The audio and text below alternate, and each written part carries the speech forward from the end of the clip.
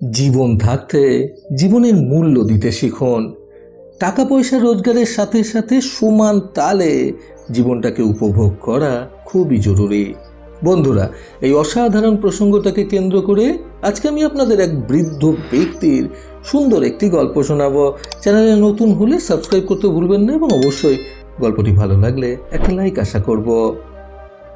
সুজনবাবু এখন বছর 55 একজন বয়স্ক মানুষ। সুজনবাবুর পরিবারে রয়েছে ওনার স্ত্রী, ওনার 2 ছেলে এবং 2 বৌমা। সুজনবাবু বর্তমানে একজন সরকারি কর্মচারী, আর বছর 5 পর উনি রিটায়ার করবেন। বেশ মোটা টাকা মাইনে পান এখনও উনি। কিন্তু সুজনবাবুর একটা বাজে স্বভাব ছিল যে উনি ভীষণ কৃপণ প্রকৃতির একজন মানুষ ছিলেন। নিজের সারাটা জীবন তিনি কঠোর পরিশ্রম করেছেন ঠিকই, কিন্তু সেই পরিশ্রমের টাকা পয়সা তিনি মোটেও ব্যয় করতে চাইতেন না। খারাপ খরচ বা অতিরিক্ত খরচ করা তো দূরে থাক, যেটুকু প্রয়োজন সেটুকুও তিনি খরচ করতে চাইতেন না। নিজের সারাটা জীবন শুধুমাত্র খেটেই গেলেন। না তো পরিবারের জন্য তিনি কোনো সময় বার করেছিলেন, না তো পরিবারের লোকজনদের নিয়ে কোথাও ঘুরতে গিয়েছিলেন বা টাকা পয়সা নিয়ে নিজে কোনো আনন্দ উপভোগ করেছিলেন। উনি নিজের পরিবারের লোকজনদের শুধুমাত্র একটাই কথা বলতেন যে এখন টাকা রোজগার করার সময় এবং সেই রোজগার করা টাকা সঞ্চয় করার সময়। এখন টাকা রোজগার করে সঞ্চয় করি, শেষ বয়সে গিয়ে সেই টাকা দিয়ে শুয়ে বসে খাবো। এতে সুজনবাবুর স্ত্রী এবং ছেলেরা ভীষণ রাগারাগি করত, কিন্তু তাও ছেলেরা বাবার কথার উপরে বা সুজনবাবুর স্ত্রী নিজের স্বামীর কথার উপরে কথা বলে পেরে উঠতেন না। উনি এতটাই কৃপণ প্রকৃতির ছিলেন যে ওনার পরিবারের সদস্যরা ঠিকঠাক মতো শান্তি করে খাবারও খেতে পেত না ওনার জ্বালায়। মাসের প্রথমে সুজনবাবু বেশ কিছু টাকার চাল নিজের বাড়ির শেষ প্রান্তে অবস্থিত একটি ছোট্ট মতো ঘরে মজুত করে রাখতেন এবং সেই ঘরে চাবি দিয়ে রাখতেন। প্রতিদিন যতটা করে চাল প্রয়োজন ততটা করেই উনি নিজে তালা খুলে সেই ঘর থেকে বার করে দিয়ে যেতেন।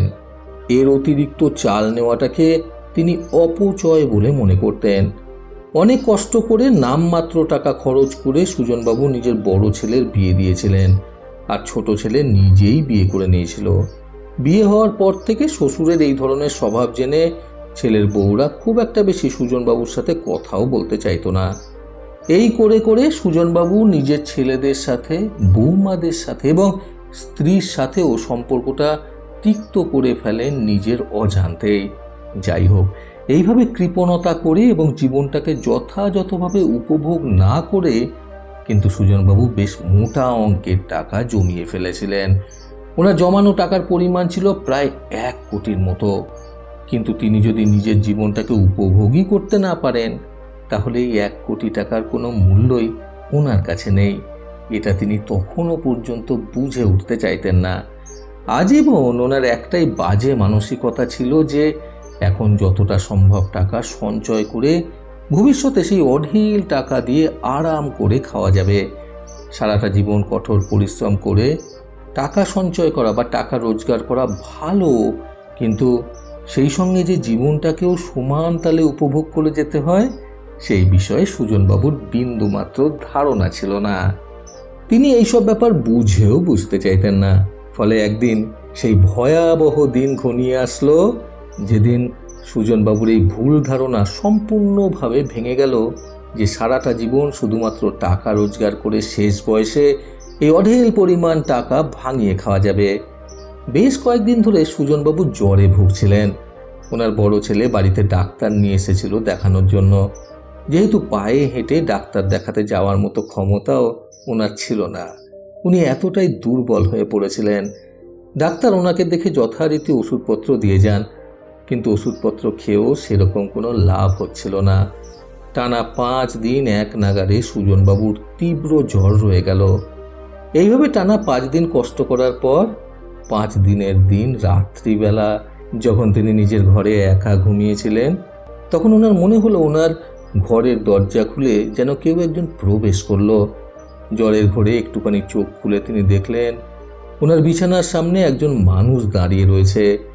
কিন্তু সব থেকে আশ্চর্যজনক ব্যাপার হলো সেই মানুষটির চেহারা আর 5 জন স্বাভাবিক মানুষের চেহারার মতো মোটেও না। মানুষটা বিশাল লম্বা চওড়া এবং গায়ের রং মিশমিশে কালো। গায়ে একটা কালো রঙের পোশাক পরে রয়েছে। সেই মানুষটার হাতে একটা বড় লাঠি রয়েছে। এই ধরনের মানুষ দেখে সুজনবাবু বুঝতে পারলেন যে তিনি সুজনবাবুর পরিবারের কেউ হতে পারে না। এই পরিস্থিতিতে সুজনবাবু প্রচণ্ড ভয় পেয়ে গেলেন এবং কাঁপা কাঁপা কণ্ঠে বলে উঠলেন, কে আপনি, আর এত রাতে আমার ঘরে ঢুকলেন কিভাবে?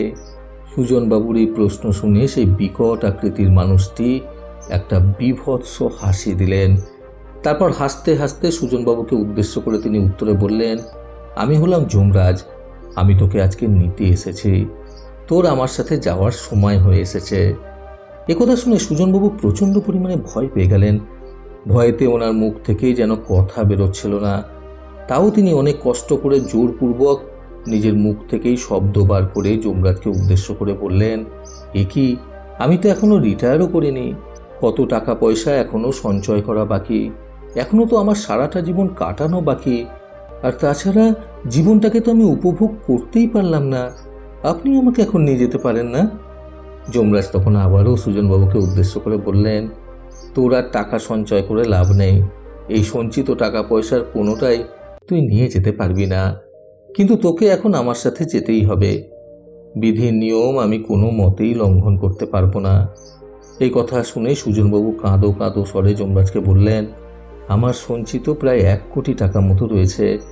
এই টাকার অর্ধেকটা আপনি নিয়ে নিন এবং আমাকে আর কয়েক বছর সময় দিয়ে দিন আমার জীবনটাকে উপভোগ করার জন্য। যমরাজ এইবারে বেশ রেগে গেলেন টাকার কথা শুনে। তিনি প্রচণ্ড রেগে গিয়ে রাগেশ্বরে সুজনবাবুকে উদ্দেশ্য করে বললেন, তুই আমাকে টাকার লোভ দেখাচ্ছিস? তোর সাহস তো কম না। তোর অর্জিত এই টাকা তো তুই নিজেও ভোগ করতে পারলি না, আর না তো তোর সারা জীবনে তোর পরিবারকে ভোগ করতে দিলি। তুই মরে যাওয়ার পর এই টাকা পয়সা, অঢেল সম্পত্তি সমস্ত কিছুই তারা পাবে। তুই খালি হাতে এসেছিস, তোকে খালি হাতেই ফিরে যেতে হবে। তোর সঙ্গে করে যাবে শুধুমাত্র তোর এই পৃথিবীতে করে যাওয়া কর্ম। এই কথা শুনে এবারে সুজনবাবু কেঁদে দিলেন। তিনি কাঁদতে কাঁদতে নিজের 2 হাত জোর করে যমরাজকে উদ্দেশ্য করে আবারও বললেন, প্রভু, আপনি আমার অর্জিত টাকার সবটাই নিয়ে নিন, কিন্তু আমাকে আরেকটু সময় এই পৃথিবীতে থাকতে দিন। আমি আমার জীবনটাকে এইবার উপভোগ করতে চাই ভালো মতো। আমার পরিবারের সকলের সাথে সময় কাটাতে চাই, হাসি মজা করতে চাই, ঘুরতে যেতে চাই। আর কিছুটা সময় আমাকে দিয়ে দিন প্রভু। এই কথা শুনে যমরাজ আরও বেশি রেগে গেলেন এবং তিনি বললেন, আমার আর কিচ্ছু করার নেই। আজকে তোকে আমার সাথে যেতেই হবে। তোর অর্জিত টাকা পয়সার আমার কাছে কোনো দাম নেই। সেগুলো আমাদের ওই পারে মূল্যহীন। একথা শুনে সুজনবাবু বিছানা থেকে বহু কষ্টে নিচে নেমে এসে যমরাজের পায়ে পড়ে গেলেন এবং পা ধরে কাঁদতে লাগলেন আর বলতে লাগলেন, আমাকে কিছুটা সময় ভিক্ষে দিন প্রভু। এইভাবে কান্নাকাটি করতে দেখে যমরাজ সুজনবাবুকে উদ্দেশ্য করে বললেন, ঠিক আছে, আমি তোকে 10 মিনিট সময় দিলাম। এই 10 মিনিটের মধ্যে তোর যতটা যা করার করে নে। তারপরে কিন্তু আমি আর কোনো কথা শুনবো না। তোকে আমার সাথে যেতেই হবে, তা না হলে আমি তোকে টানতে টানতে এখান থেকে নিয়ে যাব।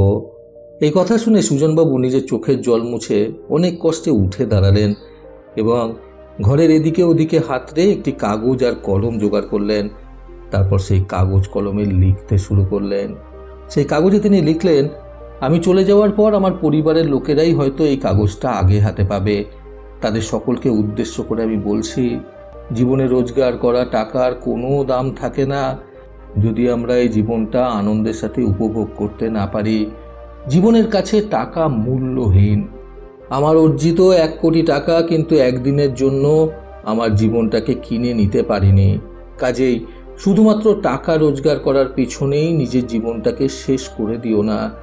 টাকা রোজগারের সাথে সাথে জীবনটাকে সুন্দরভাবে হেসে খেলে আনন্দের সাথে উপভোগ করার চেষ্টা করো। জীবন থাকতেই জীবনের মর্ম দিতে শেখো, তা না হলে পরে আফসোস করতে হবে। আর এতদিন তোমাদের সাথে করা সব অন্যায় অপরাধের জন্য আমি ক্ষমা চেয়ে নিচ্ছি। ইতি তোমাদের বাবা এবং তোমার স্বামী। এই বলে নিজের লেখা শেষ করার মধ্যেই যমরাজের দেওয়া 10 মিনিট শেষ হয়ে যায় এবং যমরাজ সুজনবাবুকে নিজের সঙ্গে করে নিয়ে চলে যান। বন্ধুরা, জীবনের সঠিক মূল্যায়ন করতে আজকের এই সুন্দর গল্প থেকে শিক্ষণীয় 3টি কথা সর্বদা মনে রাখুন।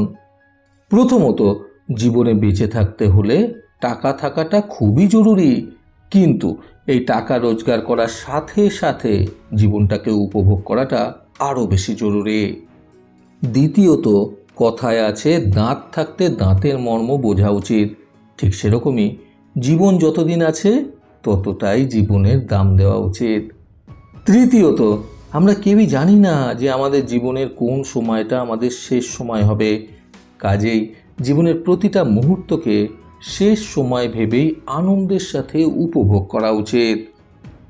প্রতিবারের মতো আবারও বলবো, এই পৃথিবী তাদেরকেই সম্মান দেয় যারা ইউনিক কিছু করার ক্ষমতা রাখে।